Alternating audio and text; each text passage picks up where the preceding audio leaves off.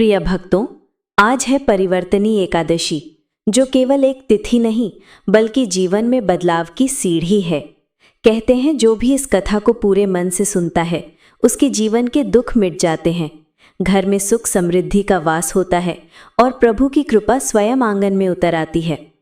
लेकिन एक बात याद रखना, अगर कथा को अधूरी छोड़ दिया जाए तो आशीर्वाद भी अधूरा रह जाता है। इसलिए इस कथा को पूरे ध्यान और श्रद्धा से सुनना और सोचना कि आप भगवान के सामने बैठे हैं, हाथ जोड़कर प्रार्थना कर रहे हैं। हे नारायण, आज इस कथा के माध्यम से मेरे जीवन में भी कृपा का परिवर्तन कीजिए। विश्वास मानिए भक्तों, जब ये कथा समाप्त होगी तो हर श्रोता के जीवन में भक्ति, शांति और आनंद का प्रवाह होगा। अब हम उस दृश्य की ओर चलते हैं जब भाद्रपद की एकादशी का सूर्योदय होता है। सुबह सुबह ही लोग आंगन को गोबर और गेरू से लीप पोत देते हैं। बांस की छोटी छोटी टोकरी में फूल, बेलपत्र, तुलसी दल और धूप की लकड़ियां सजाई जाती हैं। कहीं नारियल पर लाल चुनरी बांध दी जाती है, कहीं चावल और रोली की थाल सजाई जाती है। तुलसी चौरे पर दीपक जलता है, जिसकी ज्योति से लगता है मानो पूरा घर मंदिर बन गया हो। गांव में इस दिन एक परंपरा होती है, जल झूलनी। भक्त प्रभु की मूर्ति को छोटे से पालने में झुलाते हैं, मानो भगवान स्वयं करवट बदल रहे हों। बच्चे गाते हैं, महिलाएं भजन गाती हैं और बुजुर्ग प्रसाद बांटते हुए राम राम का जप करते हैं। कहीं झांकी सजती है जिसमें भगवान विष्णु शेष नाग पर शयन करते दिखते हैं। कहीं महिलाएं सामूहिक रूप से सत्यनारायण कथा जैसी पूजा करती हैं। सबका उद्देश्य एक ही होता है, भगवान के परिवर्तन के साथ साथ हमारे जीवन में भी शुभ परिवर्तन आए। सोचिए भक्तों, आज की सुबह कितनी विशेष है। श्रद्धालु साज सज्जा कर मंदिर पहुंचते हैं। कोई नारियल लाता है, कोई केले का गुच्छा, तो कोई दूध से भरा कलश। सबकी आंखों में भक्ति की चमक होती है। कथा शुरू होने से पहले एक भक्त धीरे से कहता है, अगर हम इस व्रत को मन से करेंगे तो हमारे घर में लक्ष्मी जी की कृपा बरसेगी। जैसे भगवान करवट बदलेंगे वैसे ही हमारे जीवन में भी नई दिशा आएगी। दूसरा भक्त सहमति में सिर हिलाकर कहता है, हाँ, और जो कथा सुन ले उसके लिए भी ये पुण्य अमूल्य है। यही कारण है कि सब तन मन से कथा में डूब जाते हैं। जैसे ही पूजा शुरू होती है वातावरण बदल जाता है। घंटियां बजती हैं, शंख फूंकते हैं और आरती के स्वर गूंजते हैं। ओम जय जगदीश हरे। अगरबत्ती की सुगंध चारों ओर फैलती है, दीपक की लौ लहराती है और तुलसी पर जल अर्पित किया जाता है। ऐसे माहौल में हर भक्त को लगता है कि भगवान विष्णु स्वयं यहीं विराजमान है और अपनी कृपा दृष्टि सब पर डाल रहे हैं। फिर भक्त संकल्प लेते हैं, हे प्रभु, हम ये व्रत आपके नाम से करते हैं। हमारे मन, वचन और कर्म की शुद्धि हो, हमारे घर आंगन में सुख शांति बनी रहे, हमारी संतान धर्मी बने और लक्ष्मी कृपा का वास हो। ये संकल्प करते ही मन हल्का हो जाता है, मानो कोई बोझ उतर गया हो। यही तो है वो वातावरण जिसमें परिवर्तनी एकादशी का व्रत किया जाता है, जहाँ प्रकृति, पूजा, परंपरा और भक्ति मिलकर इस दिन को दिव्य बना देते हैं। अब धीरे धीरे हम कथा के अगले पड़ाव की ओर बढ़ते हैं, जहाँ पौराणिक प्रसंग खुलते हैं। शास्त्रों में वर्णन है कि जब आषाढ़ शुक्ल एकादशी आती है, जिसे देवशयनी एकादशी कहते हैं, उस दिन भगवान विष्णु क्षीर सागर में शेष नाग की शैया पर शयन करने चले जाते हैं। चारों ओर शांति छा जाती है, देवता भी मानो विश्राम में चले जाते हैं। कल्पना कीजिए, अनंत शेष नाग के फण पर श्वेत चांदनी चमक रही है। दूध जैसे उज्ज्वल क्षीर सागर की लहरों पर हल्की हल्की तरंगें उठ रही हैं। उन लहरों के मध्य भगवान श्रीहरि शयन कर रहे हैं। उनकी छाती पर श्रीवत्स चिन्ह जगमगा रहा है और चरणों में माता लक्ष्मी कर कमलों से उनकी सेवा कर रही हैं। ये दृश्य इतना अद्भुत है कि देवगण भी मौन होकर खड़े रहते हैं। 4 महीने तक वे प्रभु इसी शयन अवस्था में रहते हैं। इन्हीं महीनों को चातुर्मास कहते हैं और इन्हीं में व्रत, उपवास और भक्ति का विशेष महत्व बताया गया है। जब भगवान शयन करते हैं तो देवताओं के मन में चिंता उठती है कि अब हमारी रक्षा कौन करेगा। यदि असुरों ने आक्रमण कर दिया तो हम कहाँ जाएंगे।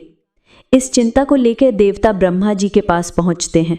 ऋषि मुनि भी वहां जाते हैं और प्रार्थना करते हैं कि हे पितामह, प्रभु शयन कर चुके हैं, अब सृष्टि का संतुलन कैसे बना रहेगा? तब ब्रह्मा जी मुस्कुराकर कहते हैं कि चिंता मत करो, प्रभु भले ही शयन करते हों पर वे सदा जागृत भी हैं। उनका शयन केवल लीलामय है।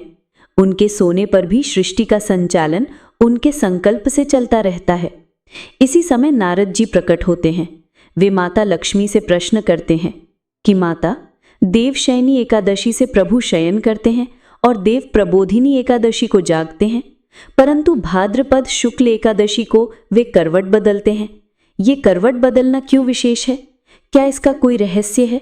क्या इसका कोई पुण्य फल है? माता लक्ष्मी करुणा से मुस्कुराकर उत्तर देती हैं कि नारद, प्रभु का हर कर्म असाधारण होता है। उनका करवट बदलना पूरे ब्रह्मांड के लिए शुभ संकेत है। इससे सृष्टि का संतुलन नया रूप लेता है।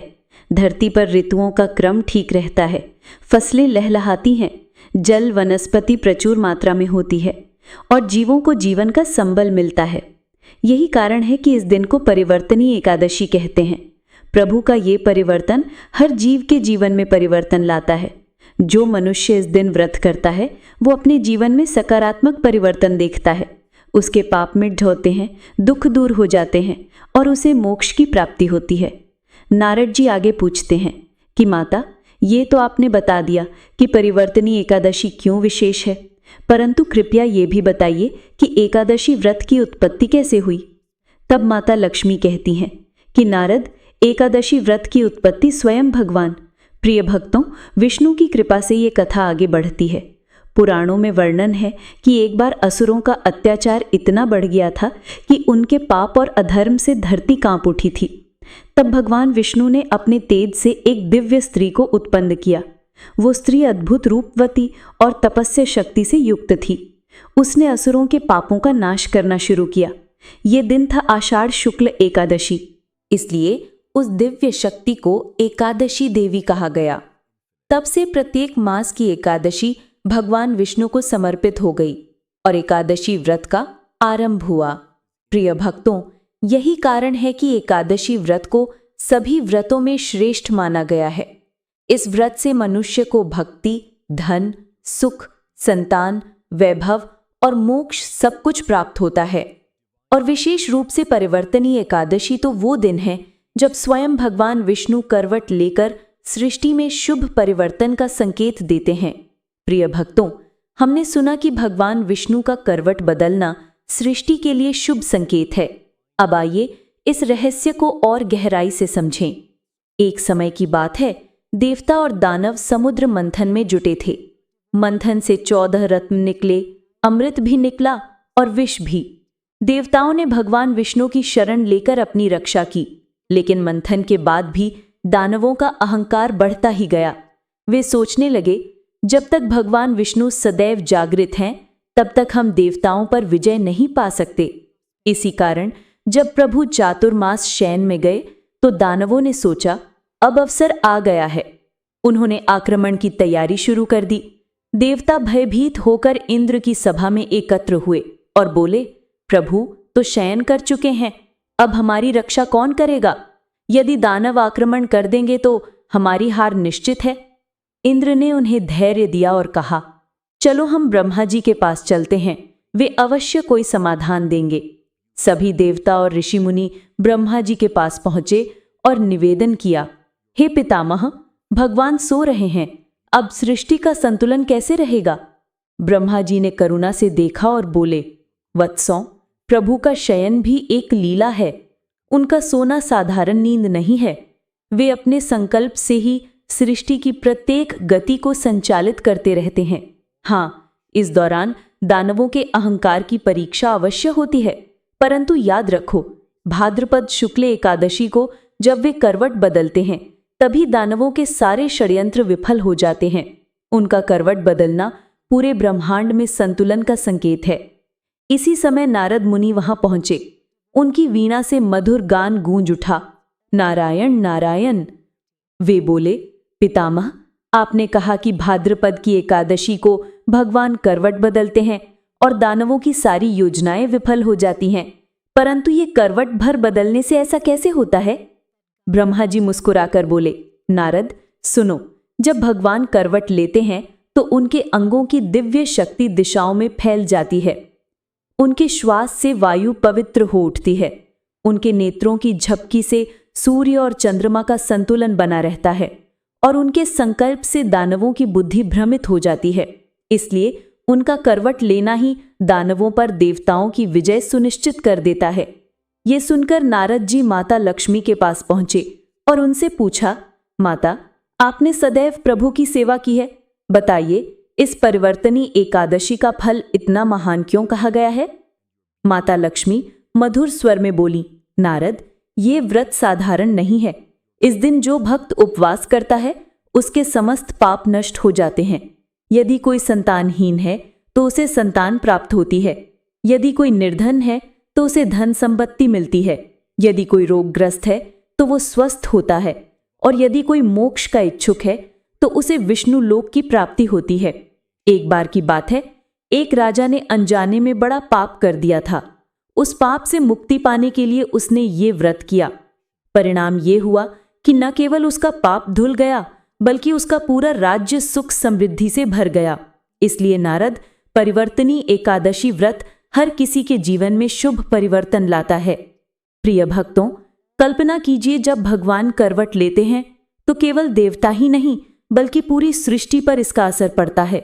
नदियों का जल निर्मल हो जाता है, खेतों में नई हरियाली लहराने लगती है, पशु पक्षियों में नई ऊर्जा का संचार होता है, मनुष्य के भीतर भी अनजाने ही आशा और उत्साह जाग उठता है।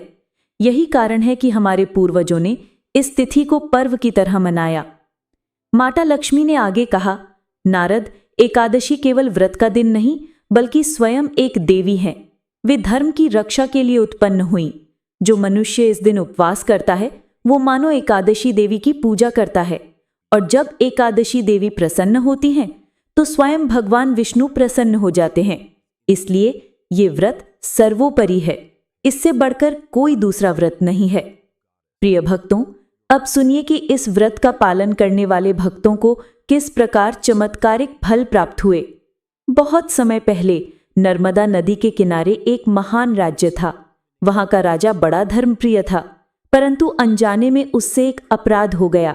राजा को पश्चाताप हुआ और उसने सोचा, अब मेरे जीवन में क्या शांति रह गई, मैं तो पाप का बोझ लेकर जी रहा हूं। उसी समय एक महर्षि महल में पधारे। राजा ने हाथ जोड़कर कहा, गुरुदेव, कोई ऐसा उपाय बताइए जिससे मेरे इस पाप का नाश हो सके। महर्षि ने शांत स्वर में कहा, राजन, यदि तुम सच्चे हृदय से परिवर्तनी एकादशी का व्रत करोगे तो तुम्हारा पाप अवश्य मिट जाएगा। राजा ने संकल्प लिया और व्रत किया। उसने प्रजा को भी आदेश दिया कि इस दिन सब उपवास करें और भगवान की पूजा करें। जब एकादशी की रात आई, राजा ने महल में दीपक जलाए, भजन कीर्तन किया और पूरी रात जागरण किया। अगली सुबह द्वादशी का सूरज उगा तो मानो पूरे राज्य का भाग्य बदल गया। महल में रोगी स्वस्थ हो गए, गरीबों के घर अनाज भर गया, प्रजा के हृदय में आनंद और संतोष का संचार हुआ। राजा ने महर्षि को प्रणाम किया और कहा, गुरुदेव, अब मैं समझ गया कि परिवर्तनी एकादशी केवल व्रत नहीं बल्कि स्वयं भगवान विष्णु का आशीर्वाद है। इसी तरह प्रिय भक्तों, एक निर्धन स्त्री थी। वो प्रतिदिन ईश्वर का स्मरण करती, परंतु जीवन में केवल कष्ट ही कष्ट थे। कभी भूखी रह जाती, कभी बच्चों को आधा पेट भोजन कराना पड़ता। एक दिन उसने सुना कि परिवर्तनी एकादशी का व्रत करने से जीवन में सुख समृद्धि आती है। उसने संकल्प लिया, हे प्रभु, मैं आज आपके लिए उपवास करूंगी, चाहे मुझे भूखा रहना पड़े, लेकिन ये व्रत अवश्य करूंगी। वो दिन भर भूखी रही, रात भर भजन गाती रही। सुबह जब द्वादशी का सूरज निकला तो चमत्कार हुआ। उसके घर एक वैश्य आया और बोला, माता, मैं दूर देश से व्यापार करके लौट रहा हूं। ये अन्न और धन तुम मुझसे ग्रहण कर लो, क्योंकि मुझे प्रतीत होता है कि ये वस्तुतः तुम्हारा ही है। उस क्षण से उस स्त्री का जीवन परिवर्तित हो गया। उसके बच्चे स्वस्थ और आनंदित रहने लगे और उसके घर में लक्ष्मी की कृपा स्थायी रूप से बस गई। ऋषि मुनि भी इस एकादशी का विशेष पालन किया करते थे। वेदों में स्पष्ट उल्लेख है कि जो मनुष्य परिवर्तनी एकादशी का व्रत करता है वो 10,000 वर्षों तक यज्ञ करने के बराबर पुण्य प्राप्त करता है। महर्षि वेदव्यास ने भी कहा है कि ये व्रत स्वयं देवताओं को प्रिय है। यदि देवगण भी किसी संकट में हो तो इस व्रत से उन्हें मुक्ति मिलती है, तो फिर मनुष्य की बात ही क्या है। बहनों, सोचिए, जब भगवान विष्णु स्वयं करवट बदलते हैं तब साधक अपने भीतर भी अद्भुत परिवर्तन का अनुभव करता है। जो व्यक्ति निराशा में डूबा होता है उसके हृदय में आशा का संचार होने लगता है। जो रोगग्रस्त होता है उसकी आत्मा में नया उत्साह उमड़ पड़ता है। जिन परिवारों में कलह और अशांति होती है उनके घरों में शांति और प्रेम का वातावरण स्थापित होता है। और जो साधक मोक्ष की कामना रखता है उसके लिए ये व्रत वैकुंठ के द्वार को खोल देता है। यही कारण है कि इस एकादशी को परिवर्तनी एकादशी कहा गया है, क्योंकि ये जीवन के हर क्षेत्र में परिवर्तन लाती है। एक बार नारद जी ने माता लक्ष्मी से प्रश्न किया, माता, यदि कोई स्त्री इस व्रत को करती है तो उसे क्या लाभ प्राप्त होता है? माता ने प्रेम पूर्वक उत्तर दिया, बेटा नारद, स्त्रियों के लिए यह व्रत अत्यंत फलदायी है। इससे उन्हें पति सुख, संतान सुख और घर में लक्ष्मी की स्थिरता प्राप्त होती है। यदि पति किसी कष्ट में हो तो उसका कष्ट नष्ट हो जाता है। यदि घर में दरिद्रता हो तो वो दरिद्रता मिट जाती है, और यदि परिवार में कोई रोग हो तो वो रोग भी समाप्त हो जाता है। इसलिए स्त्रियों को विशेष रूप से ये व्रत श्रद्धा और विश्वास के साथ करना चाहिए। बहनों, हमारे गांवों और नगरों में भी अनगिनत स्त्रियों ने इस व्रत से अपने जीवन में अद्भुत परिवर्तन का अनुभव किया है। किसी ने संतान की कामना से ये व्रत किया और उसे पुत्र रत्न की प्राप्ति हुई। किसी ने परिवार में शांति के लिए किया और उसके घर से कलेश सदा के लिए मिट गया। किसी ने धन की प्राप्ति के लिए किया तो उसका व्यापार दिन दूनी रात चौगुनी प्रगति करने लगा। इस प्रकार ये व्रत केवल शास्त्रों में नहीं बल्कि अनुभव से भी सिद्ध हुआ है। देवताओं ने इस व्रत से अपने संकट मिटाए। एक राजा ने अपने पाप का प्रायश्चित पाया। एक निर्धन स्त्री का घर लक्ष्मी से भर गया और संपूर्ण समाज ने इससे कल्याण पाया। अतः ये एकादशी मात्र एक तिथि नहीं बल्कि भगवान का विशेष आशीर्वाद है। जो भक्त इसे करता है उसके जीवन में चमत्कारिक परिवर्तन घटित होता है। और अब बहनों, हम कथा के सबसे रोचक और प्रेरणादायी प्रसंग में प्रवेश कर रहे हैं। अभी तक आपने सुना कि ये व्रत कितना महान है और कैसे भगवान विष्णु के करवट बदलने से जीवन में सुख समृद्धि आती है। अब मैं आपको एक ऐसे राजा की कथा सुनाने जा रही हूँ जो इस व्रत के महत्व को और गहराई से प्रकट करती है। बहुत समय पहले भद्रपुरी नामक एक विशाल और समृद्ध राज्य था। उसके राजा का नाम सुगधवन था। वे अत्यंत धर्मप्रिय, सत्यनिष्ठ और बानी राजा थे। प्रजा उन्हें देखकर प्रसन्न रहती और अपने को सुरक्षित समझती। उनके महल रत्न और स्वर्ण से सुसज्जित थे, परंतु राजा विलासिता में नहीं डूबे रहते थे। वे धर्म, कर्म, सत्संग और प्रजाहित में ही समय व्यतीत करते थे। उनकी रानी सुमित्रा भी पतिव्रता और धर्मनिष्ठा में अद्वितीय थीं। प्रतिदिन उनके दरबार में साधु संत आते, भजन कीर्तन होता और दान दक्षिणा दी जाती। राज्य का वातावरण मानो सतयुग की झलक प्रस्तुत करता था। भद्रपुरी राज्य प्रकृति की गोद में बसा हुआ था। बसंत में आम्रकुंजों की मधुर सुगंध चारों ओर फैल जाती। ग्रीष्म ऋतु में सरोवरों में खिले कमल मन मोह लेते। वर्षा ऋतु में खेत लहलहाने लगते और नदियां कलकल करती। शरद ऋतु में आकाश निर्मल हो जाता और चांदनी रातें हृदय को आनंदित कर देती। राजा सुगधवन प्रजा के सुख दुख में ऐसे सम्मिलित होते जैसे कोई पिता अपने पुत्र के साथ हो। लोग कहते, हमारे राजा सुगधवन वास्तव में हमारे पिता समान है। परंतु बहनों, विधि की लीला भी अनोखी होती है। एक दिन राजा शिकार के लिए वन में गए। वहां उन्होंने अनजाने में एक महान साधु की तपोभूमि को विचलित कर दिया। साधु ध्यान मग्न थे। उसी समय राजा के तीर से एक हिरण घायल होकर आश्रम में आ गिरा। साधु ने नेत्र खोले और दुखी होकर बोले, राजन, ये कार्य अधर्म है। मेरे आश्रम में अहिंसा का व्रत है। यहाँ प्राणियों की रक्षा होती है और तुमने अनजाने में ही सही परंतु गंभीर पाप किया है। ये सुनकर राजा का हृदय कांप उठा। वे साधु के चरणों में गिर पड़े और बोले, गुरुदेव, ये अपराध मुझसे भूलवश हुआ है। कृपया मुझे क्षमा करें और प्रायश्चित का मार्ग बताइए। साधु शांत स्वर में बोले, राजन, तुम्हारे इस अपराध का प्रायश्चित केवल एक ही है, परिवर्तनी एकादशी का व्रत। यदि तुम श्रद्धा से इस व्रत को करोगे तो न केवल तुम्हारा पाप धुल जाएगा बल्कि समस्त प्रजा के ऊपर भी सुख और शांति का आशीर्वाद बरसेगा। राजा ने हाथ जोड़कर कहा, गुरुदेव, कृपया इस व्रत का महात्म्य विस्तार से बताइए ताकि मेरी प्रजा भी इसका महत्व समझ सके। साधु बोले, हे राजन, ये वही पवित्र एकादशी है जब क्षीर सागर में शेष नाग पर शयन कर रहे भगवान विष्णु करवट बदलते हैं। इस दिन व्रत करने वाला मनुष्य पापों से मुक्त होकर मोक्ष प्राप्त करता है। परिवार में यदि रोग, संकट या दरिद्रता हो तो वो भी नष्ट हो जाती है। इसलिए तुम स्वयं ये व्रत करो और अपनी प्रजा को भी इसके लिए प्रेरित करो। राजा सुगधवन ने उसी समय संकल्प लिया और महल में घोषणा करवाई, हे प्रजाजनों, आने वाली परिवर्तनी एकादशी को हम सब मिलकर उपवास और जागरण करेंगे। उस दिन कोई भी भोजन नहीं करेगा। सभी मिलकर हरिनाम संकीर्तन करेंगे। भगवान विष्णु की आराधना से ही हमें कल्याण प्राप्त होगा। प्रजा ने हर्षोत्साह से ये घोषणा स्वीकार की। गांव-गांव में दीपक सजाए गए मंदिरों में झांकियां निकाली गईं और हर हृदय में भगवान के नाम की ध्वनि गूंजने लगी। बहनों, ये देखकर राज्य में छिपे कुछ दुष्ट लोग जलन से भर उठे। उन्होंने कहा, यदि राजा और प्रजा उपवास करेंगे तो हमारी दावतें और मनोरंजन रुक जाएंगे। हम इस व्रत का विरोध करेंगे। परंतु प्रजा अडिग रही। सभी ने एक स्वर में कहा, हम अपने राजा के साथ हैं, चाहे जो हो जाए, हम परिवर्तनी एकादशी का व्रत अवश्य करेंगे। सोचिए बहनों, पूरा राज्य दीप मालाओं से जगमगा रहा था। नदी के तट पर स्त्रियां कलश लेकर भजन गा रही थी। पुरुष मंदिरों में कीर्तन में लीन थे। बालक भी हरे राम हरे कृष्ण का संकीर्तन कर रहे थे। ऐसा प्रतीत हो रहा था मानो स्वयं भगवान विष्णु और माता लक्ष्मी उस राज्य पर आशीर्वाद बरसा रहे हों। संत ने राजा से कहा, राजन, ये पाप जो तुम्हारे जीवन में आया है, ये केवल इस जन्म का नहीं है, अपितु पिछले जन्मों के संस्कार भी जीवन में फल देते हैं। परिवर्तनी एकादशी ही वो व्रत है जो जन्म जन्मांतर के पापों का नाश कर देता है। कहते हैं कि एक बार एक ब्राह्मण पुत्र ने क्रोध में आकर अपनी माता से कठोर शब्द कह दिए थे।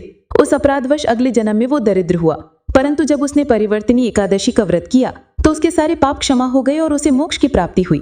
राजा ने आश्चर्य से संत से पूछा, गुरुदेव, क्या ये व्रत इतना सामर्थ्यवान है कि जन्म जन्मांतर का भी भार मिटा सकता है? संत मुस्कुराए और बोले, हाँ राजन, ये वही पावन व्रत है जब स्वयं भगवान विष्णु क्षीर सागर में करवट बदलते हैं। उस परिवर्तन के साथ ही समस्त ब्रह्मांड की गति बदल जाती है। जब ब्रह्मांड की गति बदलती है तो मनुष्य के जीवन का अंधकार मिट जाता है, लेकिन शर्त यही है कि व्रत श्रद्धा, भक्ति और पूर्ण नियम से किया जाए। संत ने आगे कहा, राजन, एक समय स्वयं नारद मुनि भगवान विष्णु के पास गए और विनम्र होकर पूछा, प्रभु, इतने व्रतों और उपवासों में परिवर्तनी एकादशी का क्या महत्व है? तब भगवान विष्णु ने उत्तर दिया, हे नारद, ये व्रत मेरे हृदय के समान प्रिय है। जो भक्त इस दिन व्रत करता है वो मेरे परम धाम को प्राप्त करता है। उसके जीवन के दुख मिट जाते हैं, उसका कुल उद्धार होता है और वो जन्म मरण के बंधन से मुक्त हो जाता है। ये सुनकर नारद मुनि ने प्रसन्न होकर कहा, प्रभु, तब तो ये व्रत समस्त एकादशियों में श्रेष्ठ है। भगवान मुस्कुराए और बोले, हाँ नारद, परिवर्तनी एकादशी मेरे करवट बदलने का दिन है। जो इस दिन व्रत करता है वो मानो मुझे शयन से जागरण की ओर प्रेरित करता है। प्रिय भक्तों, संत की वाणी सुनकर राजा सुगधवन के हृदय में अपार शांति उतर आई। उन्होंने आंखें बंद की और ध्यान लगाया। तभी उनके सम्मुख अद्भुत दृश्य प्रकट हुआ। श्वेत क्षीर सागर की लहरों पर शेष नाग की शैया और उस पर शयन कर रहे भगवान विष्णु, उनके चरणों में माता लक्ष्मी सेवा में लीन थी और देवगण भक्ति गीत गा रहे थे। ये दृश्य देखते ही राजा की आंखों से अश्रुधारा बहने लगी। उन्होंने प्रणाम करते हुए कहा, प्रभु, मैं अज्ञानवश पथ भ्रष्ट हुआ, आप मुझे शरण दीजिए। जब परिवर्तनी एकादशी का दिन आया तो पूरा राज्य भक्ति में डूब गया। गली गली में भजन गूंजने लगे। स्त्रियां कलश और दीपक लेकर मंदिर पहुंची। बच्चों ने रंगोली बनाई। पुरुष गंगाजल से स्नान कर सफेद वस्त्र पहनकर भगवान के सम्मुख बैठकर व्रत का संकल्प लिया। हे नारायण, आज मैं इस व्रत को पूर्ण श्रद्धा से कर रहा हूँ। मेरी भूलों को क्षमा करें और मेरी प्रजा को सुख शांति दें। भगवान विष्णु की प्रतिमा का गंगाजल से अभिषेक हुआ। चंदन, फूल, तुलसी और दीपक अर्पित किए गए। मंगल गीत गूंज उठे, जय जय नारायण हरि। रात भर मंदिर में भजन कीर्तन चलता रहा। कहीं ढोलक बज रही थी, कहीं करताल झनक रही थी, कहीं बांसुरी की मधुर ध्वनि गूंज रही थी। स्वयं राजा और रानी ने भक्ति गीत गाया, हे नारायण, हे लक्ष्मीनाथ, अपनी शरण में लो। प्रिय भक्तों, वो रात अद्भुत थी। आकाश में पूर्णिमा का चांद मुस्कुरा रहा था। मंद पवन दीपकों को झिलमिला रही थी। मंदिर की घंटियों से पूरा राज्य आलोकित हो रहा था। ऐसा लगता था मानो स्वयं देवलोक पृथ्वी पर उतर आया हो। मध्य रात्रि में जब राजा ध्यान मग्न हुए तो उनके स्वप्न में दिव्य प्रकाश फैला। क्षीर सागर की लहरों पर शेषनाग पर भगवान विष्णु प्रकट हुए। शेषनाग की शैया पर वे करवट बदल रहे थे। माता लक्ष्मी उनके चरण दबा रही थी। उनके हाथों में शंख, चक्र, गदा और पद्म शोभित थे। भगवान ने मुस्कुराकर कहा, राजन, भय मत करो, तुम्हारे पाप इस व्रत के प्रभाव से नष्ट हो गए हैं। अब तुम धर्म मार्ग पर अडिग रहो और अपनी प्रजा को न्याय और करुणा से संभालो। इन वचनों से राजा का हृदय हल्का हो गया। उनकी आंखों से आंसू बहने लगे। जब आंखें खुली तो मंदिर में दीपक जल रहे थे, भजन चल रहा था, लेकिन उनके मन में अलौकिक शांति उतर आई थी। अगले दिन प्रजा ने देखा, खेतों में हरियाली लौट आई। सूखी नदियां जल से भर गई। बीमार लोग स्वस्थ होने लगे। घर घर में मंगल गीत गूंजने लगे। लोगों ने कहा, हमारे राजा का पाप मिट गया है। अब हमारे राज्य में लक्ष्मी जी का वास होगा। प्रिय भक्तों, ये केवल राजा जले नहीं, पूरे राज्य के लिए वरदान बन गया। स्त्रियों ने अपने अनुभव सुनाए। एक वृद्धा बोली, मेरे बेटे वर्षों से परदेश गए थे, आज लौट आए। एक औरत ने कहा, मेरा पति बीमार था, इस व्रत के बाद स्वस्थ हो गया। एक कन्या ने कहा, मैं विवाह को लेकर चिंतित थी, इस व्रत के बाद मुझे योग्य वर मिल गया। राजा के राज्य में सुख समृद्धि लौट आई। संत ने कहा, राजन, यह है परिवर्तनी एकादशी का चमत्कार। इसे हर वर्ष करना और अपनी प्रजा को भी प्रेरित करना। राजा ने हाथ जोड़कर प्रणाम किया और कहा, गुरुदेव, आज से ये व्रत मेरे जीवन का सबसे बड़ा पर्व होगा। प्रिय भक्तों, इस कथा से हमें यही शिक्षा मिलती है कि सच्चे मन से किया गया व्रत और भक्ति कभी व्यर्थ नहीं जाती। परिवर्तनी एकादशी का व्रत परिवार, संतान और समृद्धि का वरदान है। ये व्रत करना सरल है। प्रातः स्नान करें, भगवान विष्णु की पूजा करें, दिन भर निराहार रहकर रात्रि में भजन कीर्तन करें और अगले दिन दान पुण्य करें। प्रातः स्नान करें, भगवान विष्णु की पूजा करें, दिन भर निराहार रहकर रात्रि में भजन कीर्तन करें और अगले दिन दान पुण्य करें। भगवान स्वयं प्रसन्न होकर कृपा बरसाते हैं। परिवर्तनी एकादशी का सार यही है, जैसे भगवान विष्णु करवट बदलते हैं, वैसे ही हमें भी अपने जीवन में परिवर्तन लाना चाहिए। आलस्य, अज्ञान और निराशा को छोड़कर भक्ति, विश्वास और धर्म मार्ग को अपनाना चाहिए।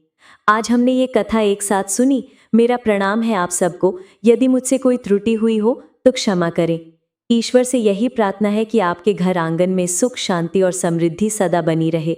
शिव, पार्वती और लक्ष्मी नारायण की असीम कृपा आप सब पर बरसती रहे।